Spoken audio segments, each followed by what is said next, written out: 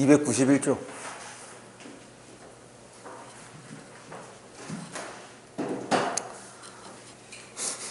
오늘 수업은 이렇게 할게요. 먼저 지금 291조가는 6단원에서 소단원 세 번째 거. 세 번째 소단원 요거 설명하면 이제 시험 범위가 끝나는 거지. 그럼 이제 다음 주가 우리 시험을 앞둔 마지막 수업이 될 텐데, 뭐 직전 보강 빼고. 그래서 다음 주에는 전체 범위에 대한 이제 문제풀이에 지금 집중하고 오늘 그 학교 의문 변동 유인물까지 해서 진도를 마치는 걸로 합니다. 그래서 먼저 6-3을 설명하고 그러고 난 다음에 지난 과제에 대한 질의응답을 받고 그리고 빈칸 채우기를 할게요. 유인물 설명하고 다시 질의응답 받고 그 다음에 유인물 설명하고 마지막에 빈칸 채우기 하고 그 다음에 문법 문제를 추가적으로 더 풀어서 오늘 수업을 마무리 짓는 걸로 하겠습니다. 그러면 자습서 291조 세 번째 소단원 보는데 뭐 내용은 어렵지 않아. 그래서 빠르게 확인해 보면 될 거예요. 같이 봅니다. 이 소단원은 자신과 주변 사람들의 언어 생활을 성찰해보고 올바른 언어 사용의 긍정적인 의미와 효과를 우리 삶에서 발견하도록 구성되어 있다. 여기서 이제 여러분들이 기억해야 되는 것은 관습적으로 사용하는 것이 무슨 뜻이냐 하는 거야. 언어 공동체가 관습적으로 사용하는 이게 일종의 형식, 관습적이라는 말은 우리가 국어에서 형식 혹은 약속이라고 생각을 하시면 됩니다. 그리고 요거는 시대에 따라 달라지기도 한다. 요거는 고정불변되는 것이 고정불변인 것이 아니라 시대 상황에 맞춰서 요 관습은 달라지는 거예요. 계속 관습적으로 사용하는 표현들의 장점과 문제점을 알고 장점은 최대한 살리면서 문제점은 보완할 때 당연한 거겠죠. 그렇게 이제 하자. 그래서 요 관습적으로 사용하는 표현들에는 어떤 것들이 있는지를 살펴보자는 얘기입니다. 그럼 밑에 이제 제재 소개를 볼게요. 이 글은 언어 생활에서 속담과 같은 관용 표현, 여러분들이 이번 시간에 알아야 되는 것 중에 하나가 관용 표현이 무엇인지야. 관용 표현에 해당하는 것. 이따가 좀 밑에 배경 지식을 통해서 좀 확인을 해보고 계속 외래어와 외국어 이거 구분해야 돼요. 지금 첫 번째로 기억해야 되는 거, 두 번째 외래어와 외국어의 차이를 여러분들이 구분해서 써야겠다. 학교에서 이거 했을 테니까 외래어는 우리말이야, 우리말이 아니야? 우리말. 우리말은 삼중체계로 되어 있다고 얘기를 합니다.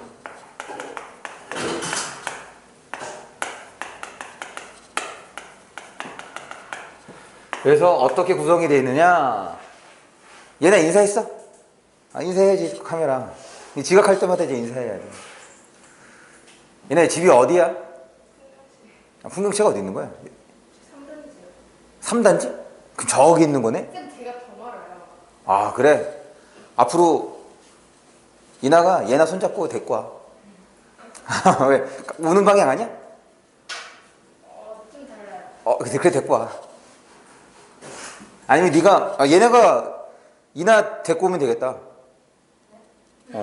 좀 더 멀잖아. 그래서 너 좀 더 일찍 준비해서 이나 데리고 오면 절대 안 늦을 거 아니야. 너가 늦으면 같이 늦는 거야. 맞지? 다시 우리말은 삼중체계로 이루어져 있다는데 그게 뭐냐면 고유어, 한자어, 외래어를 말합니다. 그래서 외래어는 우리말 중 하나야. 그래서 여기 나온 것처럼 뭐랑 구분해야 되는 거냐면 외국어와 구분을 해야겠다. 그렇다고 이제 외래어를 자주 쓰는 것도 또한 바람직하지 않다고 이제 얘기를 해요. 그래서 우리말은 삼중체계, 고유어, 한자어, 외래어로 구성되어 있는데 외래어도 우리말이다는 거. 그래서 외래어와 외국어를 좀 구분을 해주셔야겠고 계속 봅니다. 통신언어 등의 사용이 긍정적인 효과를 불러올 때도 있지만 이게 경제성이야. 지금 통신언어가 긍정적인 효과를 불러올 때는 경제성이랑 유대감입니다. 무슨 말이냐면 줄여서 얘기하잖아. 우리 이응 두 개, 그거 무슨 뜻이야? 동의의 뜻이지. 응. 맞지? 그러니까 지금 중간에 그러니까 연속으로 두 번 같은 거를 두 번 들으면 끝나는 거 아니야. 빠르게 전달할 수 있어. 그 다음에 또 아까 전에 유대감이라고 얘기했지.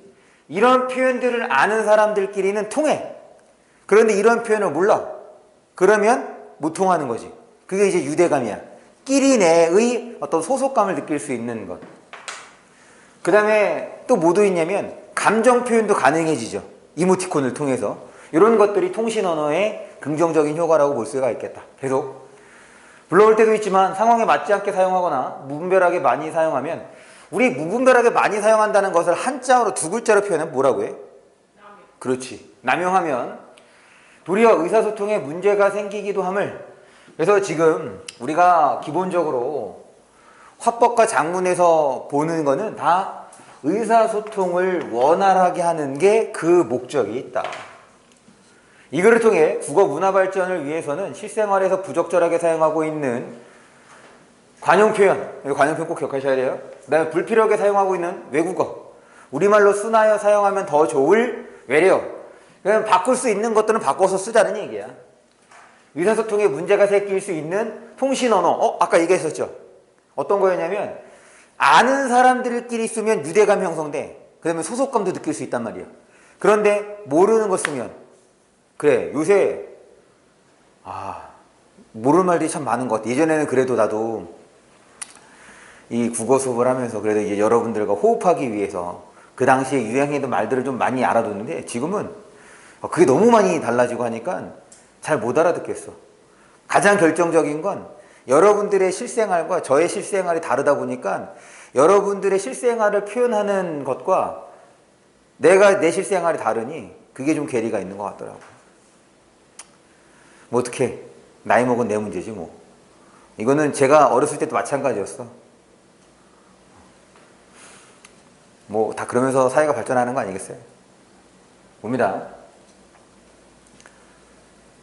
의사소통에 문제가 생길 수 있는 통신 언어의 사례를 파악하고 이를 바르게 고쳐 사용하는 노력이 필요하다. 그래서 핵심 거를 보면 뭐 특별한 건 없네요. 요것만 좀 기억합시다. 밑에 담화의 맥락에서 지금 상황 맥락, 그 다음에 사회문화적 맥락, 요거를 이제 구분을 하는데, 상황 맥락의 경우는 직접적으로 개입하는 맥락으로 요런 거. 그러니까 리딩임, 이 시간, 여러분들과 저, 요게 이제 상황 맥락이 되는 거예요. 그 다음에 사회문화적 맥락의 경우 대표적인 게 여전히 우리 사회를 크게 좌지우지하고 있는 가장 큰 영향력이 큰 문화라고 한다면 유교 문화죠. 그러니까 이제 나이 많은 사람들에게 좀 대우해주고 존중하려고 하는 것, 그 다음에 여전히 남아있는 남자에 대한 그런 거, 그런 것들, 그런 게 이제 사회문화적 맥락이라고 볼 수 있는 거예요.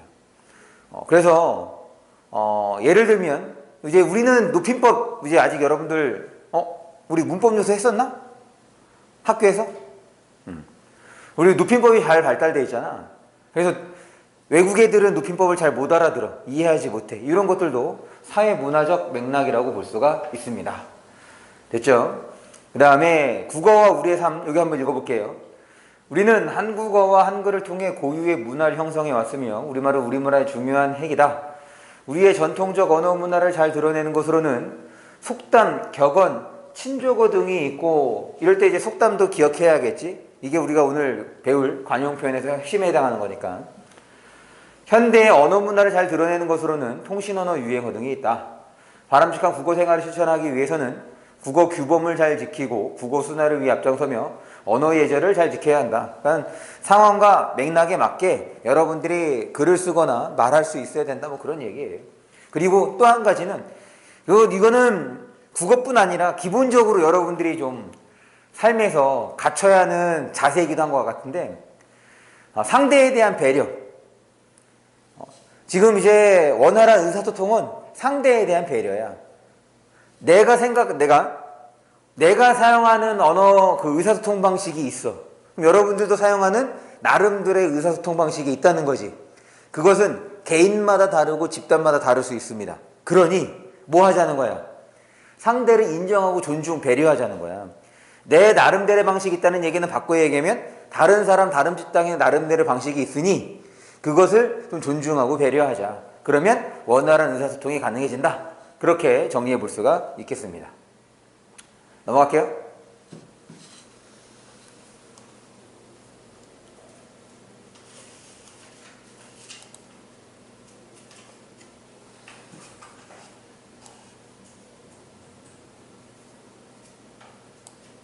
여기 유미를 갖고 와야겠네. 잠깐만. 전체 화면이 안 보이니까.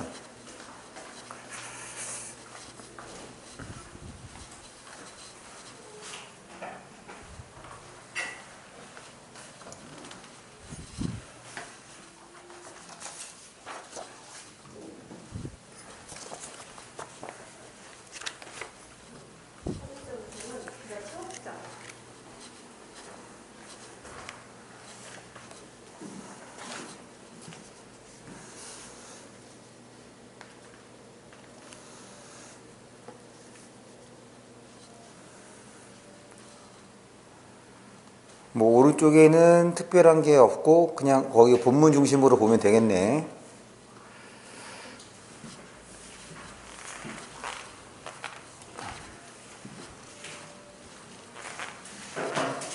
봅니다. 오랜 시간에 걸쳐 어느 공동체 구성원의 명시적이거나 암묵적인 동의하에 형성된 규칙이나 질서. 그래서 아까 전에 뭐 형식이라고도 볼 수 있다고 얘기를 했죠. 그거를 담화관습이라고 한다. 그리고 이 담화관습은 절대적인 게 아닙니다. 그러니까 시대마다 달라질 수가 있는 거지. 그래서 과거의 글쓰기와 말하기 방식이 현재의 글쓰기와 말하기 방식이 다를 수 있다. 사실 다를 수 있다가 아니라 다르죠. 담화관습.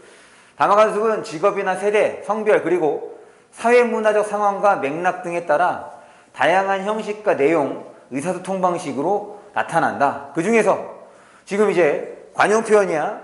속담과 같은 관용 표현. 그래서 밑에 보시면 거기 관용 표현에 밑에 이제 지식 플러스 보시면 관용 표현에 속담이랑 관용어가 있지. 그래서 여러분들이 학교에 가서 한 가지 좀 확인해 줬으면 좋겠는 게 뭐냐면 한자성어입니다. 고사성어. 한자성어도 관용 표현으로 보는지를 확인해 주세요. 아시겠죠? 왜냐면 모의고사에서 이 한자성어도 관용 표현으로 나오는 경우가 많으니까 한자성어도 관용 표현에 해당하는지 꼭 선생님께 질문해서 확인하기 바랍니다. 지금 일단 우리 교과서 그리고 기본적인 교육과정에 따르면 관용 표현은 두 단어 이상이 결합이 돼서 새로운 의미를 띌 때를 이제 관용 표현이라고 하는 거야.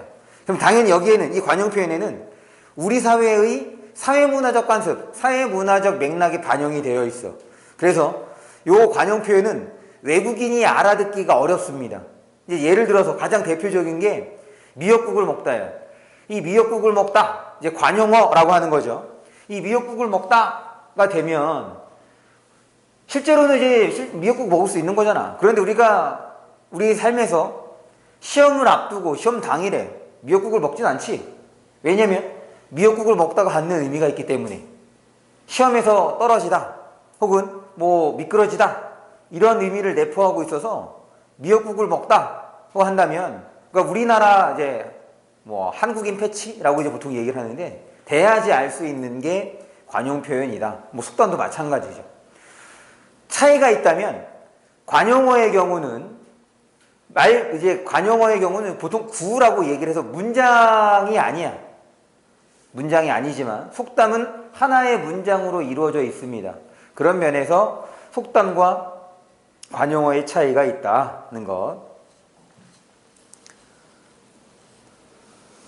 그래서 일단 관용 표현에는 지금 속담이랑 관용어가 있다는 것. 계속해서 본문으로 올라옵니다.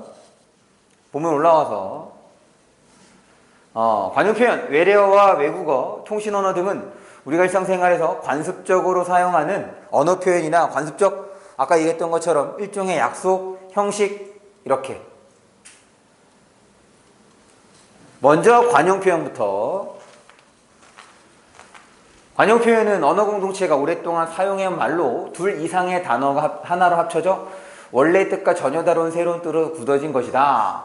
관용 표현에는 그 사회의 풍속, 사상 등의 문화가 담겨 있어 그것들을 알고 배울 수 있으며 관용 표현을 사용하여 말하는 내용은 함축적이고 인상 깊게 전할 수 있다. 그래서 이렇게 하면 뭐라고 보통 얘기를 하냐면 우리 그 비유법 중에 풍유법이라고 있었지.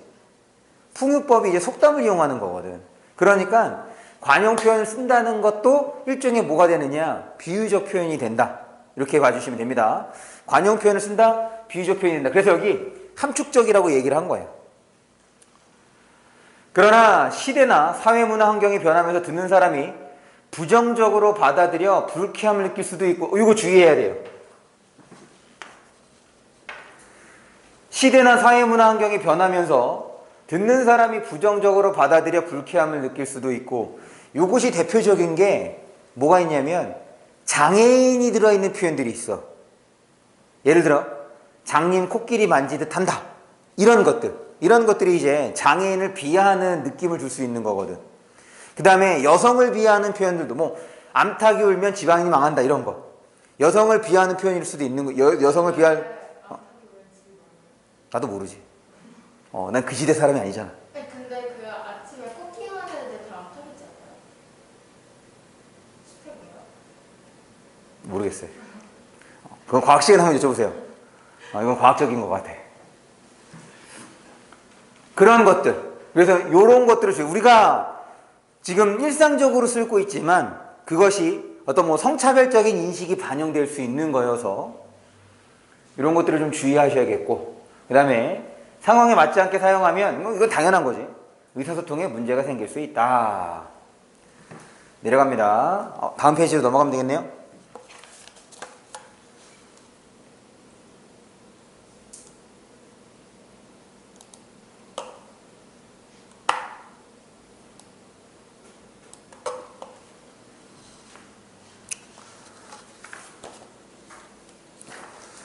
계속해서 달을 봅니다.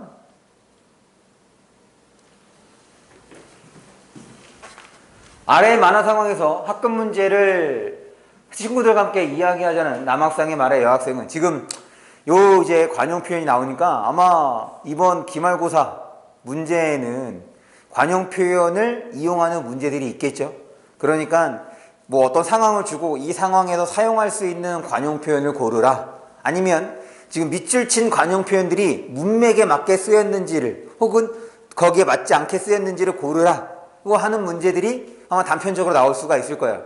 이거는 이제 여러분들의 어휘력과 관련되는 거니까 아마 그런 부분에서 성적이 갈릴 수도 있을 거예요. 그런 걸 좀 주의해 주셔야 됩니다. 일단 교과서에 실려 있는 그리고 지금 교과서에는 실려 있지는 않지만 자습서에 추가적으로 제시하고 있는 관용 표현들은 좀 기억해 두는 것이 좋겠다.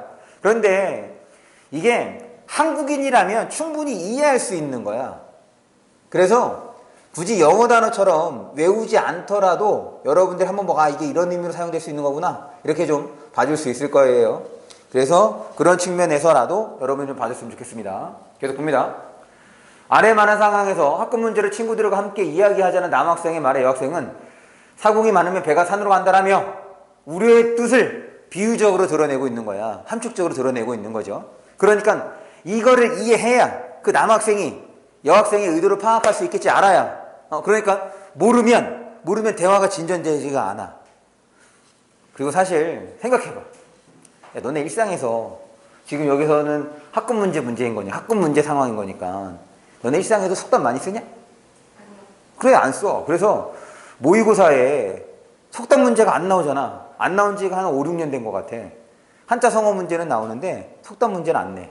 더군다나 수능에는 지금 이것도 이렇게 유형이 바뀌고 난 다음에 속담 문제가 거의 한 7, 8년 동안 속담 문제뿐 아니라 한자 성어 문제조차 안 나옵니다. 앞으로도 안 나올 것 같아. 왜냐면 실생활에서 여러분들이 속담과 한자 성어를 쓸 일이 많지 않거든. 이건 나이나 좀 먹어야 쓴단 말이지. 그래서 실생활에 여러분들이 도움이 될 수 있도록 한자어나 자주 사용하는 고유어를 이용해서 이제 어휘 문제를 냅니다. 어쨌든 그래. 이 표현대로 여러 사람이 자기 주장만 내세우면 일이 제대로 되기 어려울 수도 있으나 그렇다고 각자 다른 생각들을 인정하지 않고 의견을 모으지 않은 채 특정 개인의 주장에만 따른다면 또 다른 문제가 생길 소지가 있다. 한편 남학생은 두 사람의 머리가 한 사람의 머리보다 낫다라는 관용 표현을 사용하여 시간이 좀 더 걸리더라도 함께 의논하면 더 좋은 결론을 이끌어낼 수 있다는 뜻을 함축적으로 나타내었다. 그래서 일단 이 두 가지 속담의 의미는 여러분들 알고 있어야겠죠? 그 다음 넘어갑니다. 이제 외래어와 외국어를 보는데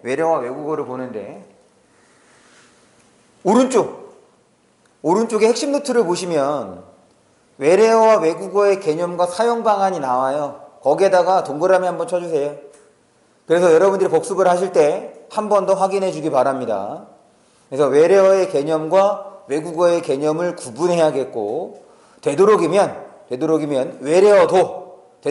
외래어도 우리말로 바꿔서 사용하는 거야. 그러니까 여기서 말하는 우리말이라고 하는 것은 아까 우리말에 지금 고유어 한자어 외래어가 포함됐었잖아. 외래어를 우리말로 바꾸자라기보다는 외래어를 고유어나 혹은 한자어로 바꿔서 쓰는 것이 좋다라는 얘기입니다.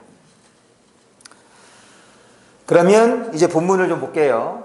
외래어와 외국어의 사용은 모두 다른 국가와 왕래하고 소통하면서 형성된 단어 간섭이다. 외래어는 개념 확인해야죠. 외래어는 외국에서 들어왔지만 대체할 고유어가 없거나 이제는 널리 사용되어 우리말처럼 쓰이는 말. 그래서 외국어가 우리의 현실, 우리의 실정에 맞게 쓰면 이제 바로 외래어라고 하는 거예요. 외국어가 우리의 실정에 맞게 쓰이면 외래어라고 한다. 대표적인 게 이제 카메라가 되는 거지. 그럼 그거 말고도 대체할 고유어가 없는 것 뭐가 있을까? 그래, 구두, 가방 이런 것들도 다 외래어거든. 빵도 외래어입니다. 그래서 하도 오랫동안 쓰여서 마치 우리말처럼, 그러니까 고유어처럼 느껴지는 말들. 계속. 반면에 외국어는 그냥 다른 나라 말이야. 외국어는 말 그대로 다른 나라 말입니다.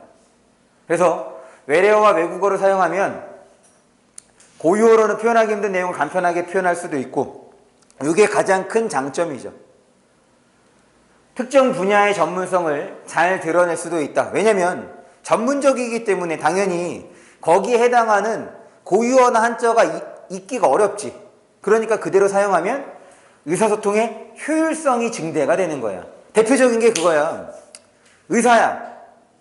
그러면 그 의학 드라마를 보면 밑에 주석이 달리는 경우가 많잖아. 죄다 외국어, 그러니까 영어 이런 걸 많이 쓰지. 근데 그거를 다 일일이 우리말로 바꿔봐. 그러면 의사소통이 경제성이 떨어진단 말이에요. 의사소통이 안 된다가 아니라 효율적이지 못한 거지. 지금 긴급한 상황에서 우리말로 다 바꿔서 써. 그냥 배운 그 사람들이, 그 전문가 집단들이 배운 그대로 쓰면 문제가 되지 않는데 그걸 다 바꿔서 쓰면 오히려 문제가 될 수 있다는 얘기인 거예요. 그래서 특정 분야의 전문성을 잘 드러낼 수도 있다. 하지만 외래어와 외국어를 무분별하게 사용하다 보면 의사소통에 어려움이 생기거나, 더군다나 그래, 요새가 바로 뭐가 문제가 되냐면 영어가 문제가 돼. 영어가. 그러니까는 이제 배운 세대들은 상관이 없어.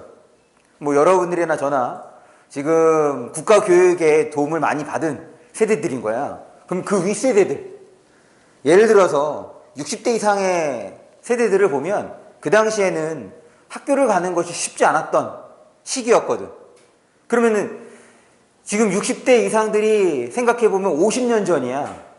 50년 전이 우리의 학창시절인 거잖아. 그럼 지금부터 50년 전이 언제냐? 6.25가 1950년에 일어나지. 그러니까 6.25가 끝난 지 얼마 안 됐어.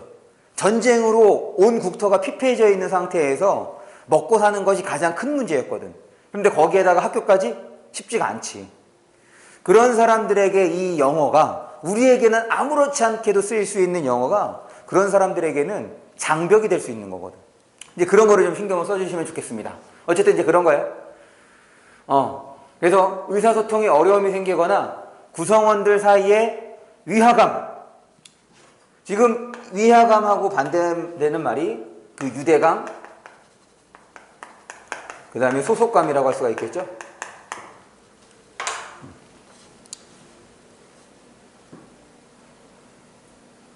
그 다음에 또 뭐가 될 수 있냐면 소외감.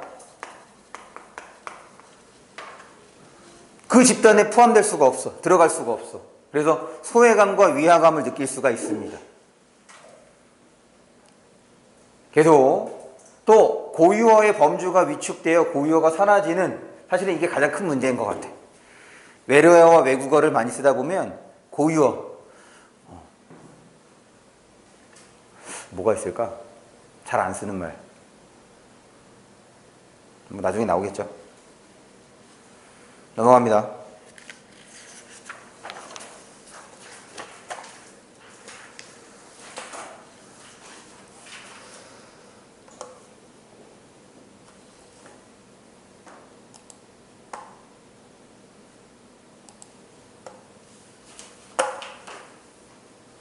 왜 이래?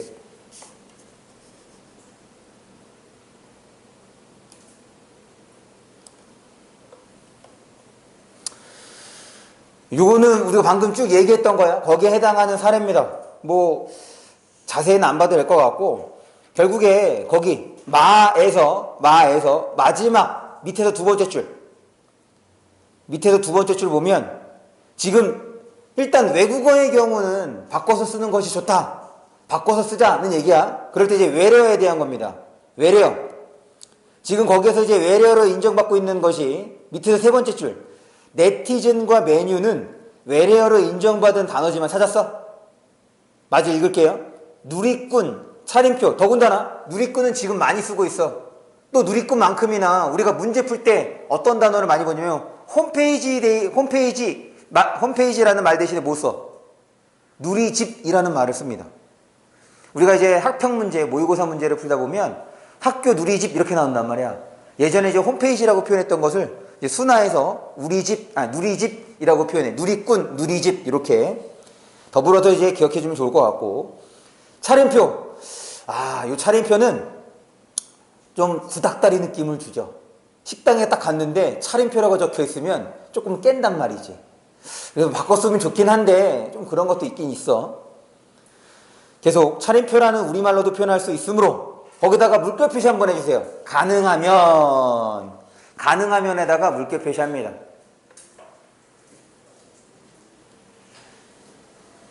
그 다음에 다부터는 한번 볼게요.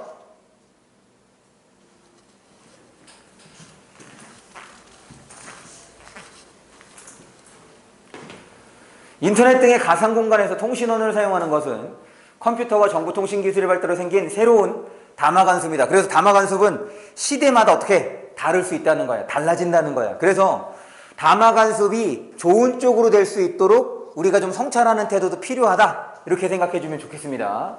계속 스마트폰이 보급되면서 통신 언어는 우리의 언어 생활에 점점 더 큰 비중을 차지하고 있다. 특히 인터넷 문화에 익숙한 젊은 세대, 저도 포함하는 거예요. 고마워 이나야. 젊은 세대는 가상 공간에서 쓰는 언어들을 일상생활에서도 많이 사용하고 있다. 그래. 친구가 이제 대학에서 교수를 하고 있는데, 그거 좀 잘 말해요. 그건 비밀이에요. 교수 보면 되게 잘 보이지 않아요? 교수 되게 잘 보이지 않아요? 잘 벌죠. 정교수가 돼야 잘 보는 거지. 내 나이 때에 문과대에서 인문대에서 정교수 하는 것이 쉽지 않지. 그러니까 이공계는 30대 초반도 교수가 될 수 있어. 왜냐면 이공계는 학문의 발달이 원체 빨라서 그런 것들을, 그러니까 새로운 학문들을 익히고 거기서 이제 능력을 발휘하면 이른 나이에도 이제 뭐 정교수, 부교수, 이게 교수직에 오를 수 있는데, 이 인문대의 경우는 그렇지가 않거든. 시간이 좀 많이 필요합니다. 뭐 어쨌든 논술을 보잖아, 대학에서. 이 논술을 보는데 이제 내 친구는 자기 그냥 뭐 그 사람마다 기준이 다르다고 하는데, 일단 자기는 맞춤법이래. 기본적인 맞춤법을 하지 않으면 보지 않는다는 거야. 이게 무슨 말이냐면, 그 경쟁률이, 논술 경쟁률이 생각보다 세. 그럼 예를 들어서 20대 1이야. 그럼 10명을 뽑으면 20대 1은 몇 명이 온다는 거니? 근데 20대 1보다 논술은 훨씬 세지. 그렇죠. 그러니까 예를 들어서야 20명을 뽑는데 20대 1이래. 그러면 몇 명이 오는 거야? 한 400명 정도가 오는 거죠. 그러면은 이 400장의 원고 글을 봐야 되는 거야. 그거 어떻게 다 일일이 다 봐. 그래서 앞부분을 딱 봤는데 첫 번째 기본적인 맞춤법이 되어 있지 않아. 띄어쓰기는 그렇다고 치는데 기본적인 맞춤법이 되어 있지 않고 문장의 구성이 매끄럽지 않으면 그건 한 단락만 보고서는 그냥 다 제친다는 거야. 근데 논술 쓰는 사람들 중에 그 정도로 그 무슨 사람이 있어요? 근데 문제는 더 심각한 문제 알아?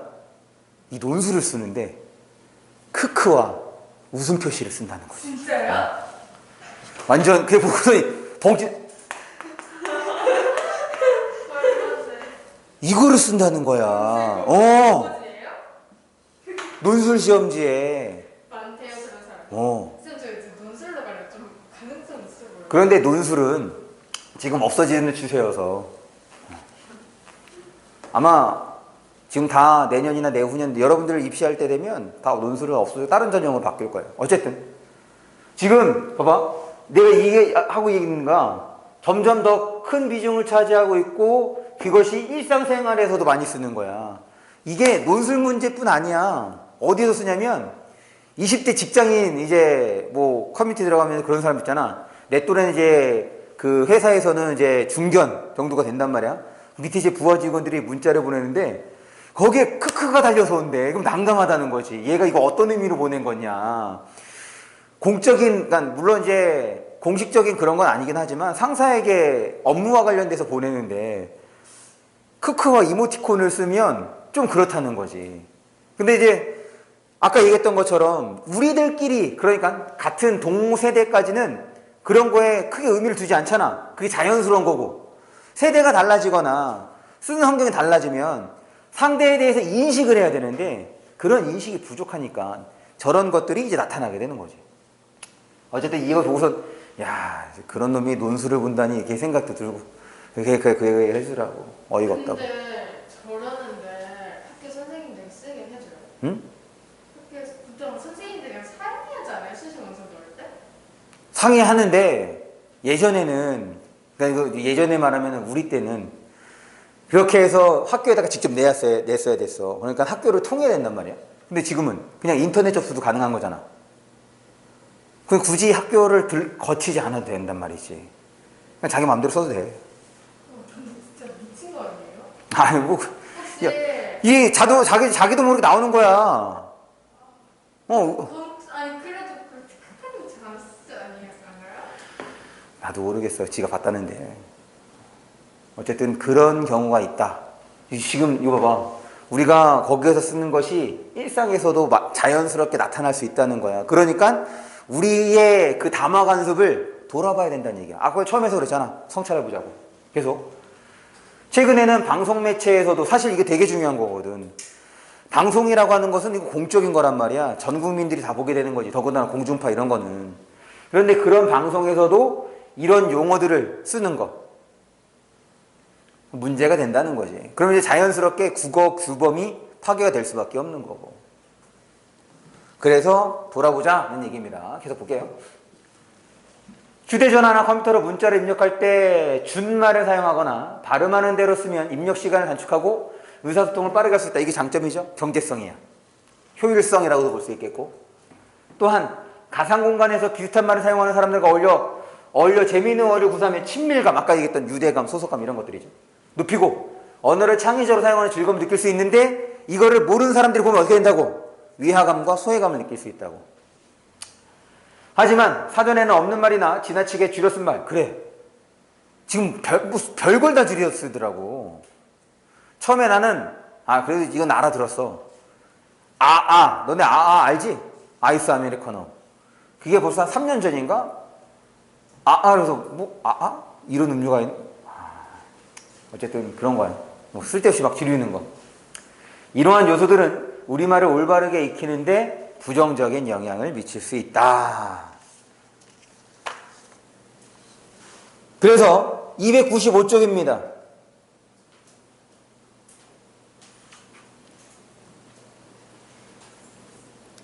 (259쪽) 거기에서 이제 자를 보시면 거기 학생이 자리를 비우며 남긴 쪽지 내용하고 그거를 이제 남학생이 풀어주죠. 그래, 바로 뭐가 필요한 거야? 상대에 대한 배려가 필요한 거예요. 대화를 할 때는 상대에 대한 배려가 있어야 그 의사소통이 원활히 이루어질 수 있다는 것.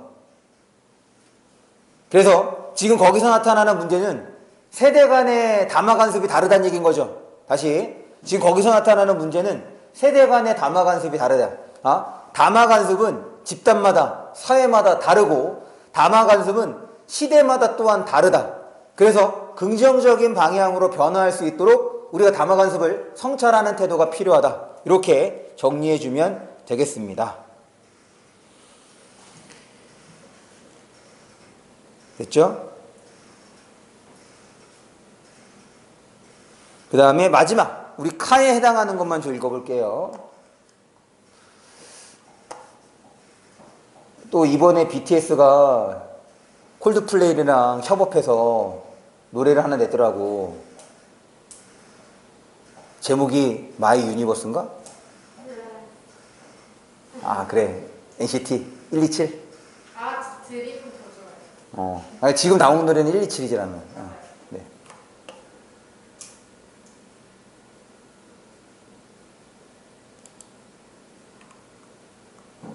쌤, 갑자기 궁금해졌는데요. 같은 대학, 같은 학과에요. 수시, 오시 여러 점 배울 수 있어요? 아니요. 학부모도 있으세요? 아니요. 전형이 다르면 상관이 없습니다. 그러면 만약에 가고 싶은 과가 있으면 교과로 하나 하고 학종으로 하나 하고 네, 그렇게 되는데 이제 그것만큼 기회는 없어지는 거죠. 전체 6개를 쓸 수 있는 것 중에 그건 다 횟수에 포함되는 거예요. 그래서 보통 그렇게 안 쓰지. 그래요? 그럼 같은 학교 다른 과 지원하는 건 좀 있어요? 그것도 횟수에 다 포함이 되는 거니까 그것도 잘 안 쓰죠. 얘는 왜 그러냐면 이게 일단 수시를 쓰게 되면 대학에 붙어야 되는 것이 목표잖아. 그러다 보니까 학교 간의 차이를 준단 말이지 학과 간의 차이를 두는 것보다는. 그래서 조금 안전빵이다 그러면은 학과 중에서도 가장 낮은 성적인 대학을, 낮은 성적인 학과를 쓰는 거. 사실은 문과에게 뭐 이공계는 다르다. 이공계는 과가 중요한 건데 문과는 대학이 중요합니다. 과가 중요한 게 아니야. 그래서 여러분들이 이제 문과로 가게 된다면 학교 중심으로 쓰는 것이 좋고 이과로 간다면 학과 중심으로 쓰는 것이 좋습니다. 볼게요. 마지막입니다. 끝. 최근 들어 세계 속 한국어의 위상은 점점 높아지고 있다. 이것 때문에 내가 BTS 얘기한 거야.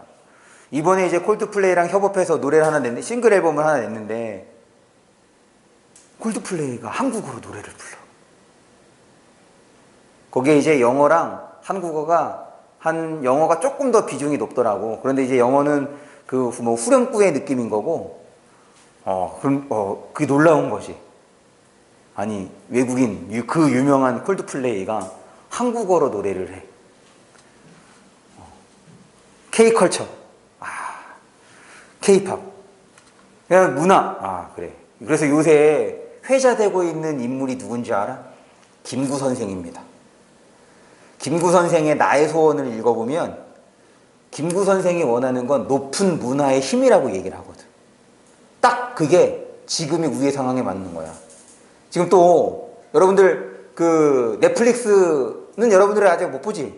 볼 수 있나? 할 수 있어요? 근데 19세 그거만 안 되는 거구나. 근데 다 봐요? 그러시겠죠. 뭐 부모님 걸로 가 있으니까. 요새 또 뜨고 있는 드라마가 오징어 게임? 그거 보고 싶은데 한번 시작하면 끝을 봐야 돼가지고. 그렇지. 근데 이 오징어 게임이 최초로 우리나라 그 넷플릭스 드라마 최초로 미국에서 1등을 했대. 그 외에 또 그러니까 이제 우리나라 드라마가 넷플릭스에서 센세이션을 일으킨 게 킹덤이었잖아. 김은희 작가가 쓴 거. 근데 이 킹덤은 그 10위권 안에도 못 들어갔다는 거야. 그런데 이 오징어 게임이 미국에서 1위. 근데 그거 뭔 내용이에요? 나도 잘 모르는데 일본 만화 중에 신이 말하는 대로라는 게 있어. 그래서 어떤 게임을 해. 게임에서 실패를 하면 태안 쪽이 다 죽게 되는 거야. 그걸 왜 봐요? 그걸 왜 봐요? 그냥 그 세계가 나름대로 이제 재밌는 거지. 독특하고. 실제로는 일어날 수 없지만 그런 상황 속에서의 어떤 이제 뭐 인간성이 드러나는 거거든. 전에 이제 우리 그 정규 수업하다가 실존주의에 대한 얘기를 내가 한번 하지 않았어? 실존주의가 뭐냐면 우리가 이제 극한의 상황에 처한 거야. 생명이 위태로운. 거기에서 그 사람의 이제 본질이 드러나는 거거든. 그 사람이 어떤 사람이냐. 그래서 어제 최근에 일어난 일 중에서 가장 가슴 아픈 일이지만 세월호 사건. 세월호 사건에서 거기에 있는 선장하고 그 다음에 거기 이제 탔던 사람들, 뭐 직원이라고 해야 되나? 해운사 직원들이 보여줬던 태도. 그게 이제 이기심이거든. 일단 자기가 그 살고 보자는 것. 반면에 또 어떤 직원들은 학생들의 대피를 끝까지 최선을 다해서 도와주기도 했던 거잖아. 자기의 목숨을 희생하면서까지. 그런 게 이제 실존주의적 상황이라고 볼 수 있고, 그런 상황에서 나타나는 것이 그 사람의 이제 본질이 되는데, 이제 오징어 게임이 뭐 그 신이 말하는 대로라는 그런 것이 이제 그런 상황을 보여주는 거야. 그러니까 재밌지. 나도 이제 보지는 못했어. 그냥 기사도 보는데, 기사를 보면 왠지 스포 당할 것 같아서 그냥 제목만 보고, 이게 뭐 어떤 그 일본 만화에, 근데 그 일본 만화 예전에 내가 본 적이 있어서, 그런 거와 좀 비슷한 거구나. 사람들이 열광을 하더라고. 누구 나와요? 잘생긴 사람 나와요? 이정재 나온대. 이정재랑 박혜숙? 그러니까 누구예요? 그 슬기로운 감방 생활에서 나왔던 애. 나도 잘 몰라. 나도 그 슬기로운 감방 생활도 안 봤어. 내가 접하는 모든 연예와 그 다음에 드라마 이거는 다 그냥 인터넷 기사로 접하는 거야. 그래야지 몇 마디라도 나눌 수 있을 거 아니야. 그래서 저는 잘 세세한 건 몰라. 어쨌든 그래. 요게 이제 바로 BTS 오징어 게임 딱. 야, 딱 그거 아니야 이거? 딱 이거 문제 내기 좋은 거잖아. 그거 사례를 갖고 와서 이 사례와 관련해서 한국어의 위상이, 그러니까 우리는 어떻게 해야 되느냐 이런 거죠. 최근 들어 세계 속 한국어의 위상은 점점 높아지고 있다. 국립국어원이 2014년에 발표한 자료에 따르면 한국어는 전 세계에서 13번째로 사용자 수가 많다. 표기 수단인 한글 역시 그 과학성과 우수성을 널리 인정받고 있다. 또한 한류 열풍을 타고 이제 K컬처라고 얘기한 거죠. 한국어 능력시험에 지원한 사람 수가 해마다 늘어나 1997년 처음으로 시험을 실시한 이래 20년 만에 응시 인원이 70배 이상 증가했다. 그래서 지금 한국어의 위상이 높아지고 있는 이제 근거들입니다. 그래서 우리는 이러한 국어를 더 발전시키고 올바른 국어 문화, 다망한 습을 형성하기 위해 노력해야 할 것이다. 이를 위해서는 우리 언어 공동체가 관습적으로 사용하는 표현들을 비판적으로 성찰하여, 그래, 앞에서 얘기했던 것처럼 장점은 최대한 살리고 단점은 극복하고 성찰하여 바람직한 국어 생활하는 태도를 지니는 것이 중요하다. 이렇게 해서 이 단원이 마무리가 되는데, 어디를 보시냐면 297쪽을 볼게요. 거기에 있는 학습활동들을 여러분들이 가볍게 읽어주시면 됩니다. 297쪽을 봅니다. 297쪽에 보시면 거기에서 이제 우리가 좀 눈여겨봐야 할 것이 뭐가 있냐면, 오른쪽 하단에 은어와 비속어가 나와. 그거를 좀 읽어볼게요.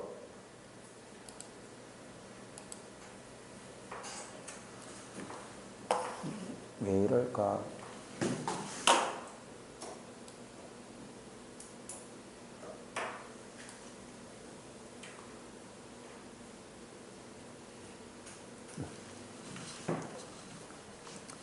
이 은어와 비속어 봅니다. 이 은어라는 개념, 비속어라는 개념을 좀 알아두세요. 은어. 야, 저 은어는 숨을 은자야. 그러니까 은밀히 사용하는 거야. 다시, 은어는 숨은, 그래서 은밀히. 그러니까는 일종의 암구어 같은 거지. 암호 같은 거야. 특정 집단 안에서 내부 비밀 유지를 위해 쓰는 말로 사용하는 집단의 의식을 주로 반영한다. 이 때문에 은어는 외부에 알려지면 그 기능을 상실한다는 특징이 있다. 당연하겠죠? 은어를 사용하면 집단에 대한 소속감, 동질감, 유대감. 반면에 집단 밖 사람들과의 의사소통이 어려워 외부에 상대적 소외감을 줄 수 있다는 단점이 있다. 그래서 이거와 관련해서 뭘 알아두는 것이 좋으냐면 전문어예요. 전문어와 은어는 기능이 유사합니다. 왜 그러냐면 아까 얘기했던 것처럼 이제 의사를 예로 들어볼게. 대부분 다 영어로 공부한단 말이야. 왜냐면 이제 이건 양학이 되는 거니까. 그래서 집단 내에서 사용하면 의사소통에 효율성을 주지만 이제 환자의 보호자에게 설명을 할 거예요. 환자의 보호자에게 설명을 할 때 자기네들이 쓰는 말을 쓰면 보호자가 알아들을 수 있어? 환자가 알아들을 수 있어? 없어? 못 알아듣죠. 그리고 얼마 전에 이제 슬기로운 의사생활의 시즌2가 종영이 됐잖아. 거기서도 보면 이 환자나 보호자에게 설명할 때는 최대한 지금 순화된 표현으로 이해할 수 있는 표현을 바꾼단 말이지. 다만 어떤 차이가 있냐면 전문어의 경우는 얘가 없어. 내부 비밀 유지의 기능이 없어. 그러려고 쓰는 게 아니야. 하지만 은어는 얘가 목적인 거야. 그런데 이 전문어는 일반인들이 보게 되면 못 알아듣게 돼. 얘의 목적이 아니긴 하지만 지금 우리가 이제 나하고 또 다른 사람 의사가 있고 여기에서 일반 사람들이 있어. 이제 둘만이 대화를 하고 싶어. 그럼 뭐 하는 거야? 전문어만 쓰는 거야. 그럼 다른 사람들은 못 알아듣게 되는 거지. 그래서 은어와 전문어를 같이 좀 기억해 둘 필요가 있겠고, 그 다음에 이제 비속어입니다. 통속적으로 쓰이는 저속한 말로 듣는 이에게 불쾌감을 주고 마음을 상하게 할 수 있다. 또한 대상을 얕잡아보고 경멸하는 태도를 드러내기도 한다는 문제점이 있다. 때에 따라 친숙한 사이에서 사용하면 이게 주의의 점. 때에 따라 친숙한 사이에서 사용하면 정겨움을 줄 수 있는데 이거는 딱 내가 생각할 땐 20대까지야. 딱 20대까지입니다. 용납이 돼. 그런데 30살이 넘어서도 술집에서 저렇게 저속한 말을 쓴다? 그러면 저 사람의 인간성 자체가 그렇게 좋게 보이지 않더라고. 아까 우리 이런 거 많이 쓰잖아.